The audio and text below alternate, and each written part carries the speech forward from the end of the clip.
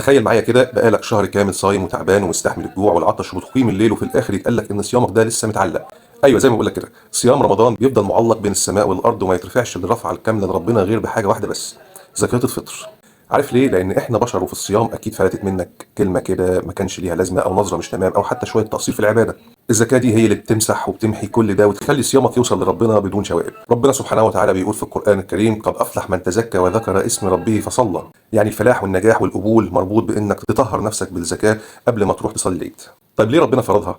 ربنا فرضها علينا عشان الحكمه هنا جميله جدا. سيدنا النبي صلى الله عليه وسلم لخص لنا الحكايه في كلمتين: طهرة للصائم من اللغو والرفث وطعمة للمساكين. الشق الاول لينا احنا كصايمين عشان ربنا يغفر لنا تقصيرنا، والشق الثاني للغلابه والمساكين. تخيل كده يوم العيد، يوم الفرحه واللبس الجديد والاكل الحلو، ينفع يكون في جار ليك او اخ مسلم مش لاقي ياكل او شايل هم اولاده؟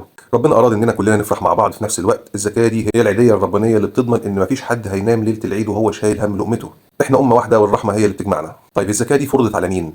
هي فرض عين على كل مسلم غني او فقير طالما عنده قوت يوم وزياده. يعني لو عندك الاكل بتاع النهارده وزياده تقدر تطلع زكاه الفطر. بتطلعها عن نفسك وعن كل اللي بتصرف عليهم، مراتك ولادك حتى المولود الجديد. طيب مقدار الزكاه قد ايه؟ الاصل فيها انها من قوت البلد او من قوت بيتك. يعني انت لو بتاكل رز، قمح، تمر، عدس، لوبيا، فاصوليا، فول، كل الحاجات دي تقدر تطلع منها، وبيكون مقدارها صاع، يعني حوالي 2 كيلو ونص تقريبا للرز. ممكن تختلف من حاجه لحاجه، بس هي في حدود من 2 كيلو ونص ل 3 كيلو على حسب نوع البقول اللي بتطلعه. طيب الزكاه بتطلع لمين؟ دور دايما على الاقربون، قرايبك اللي ظروفهم صعبه ومش ملزم تصرف عليهم، ممكن جيرانك والناس اللي بتشوفهم كل يوم ومش بيمدوا ايديهم لحد.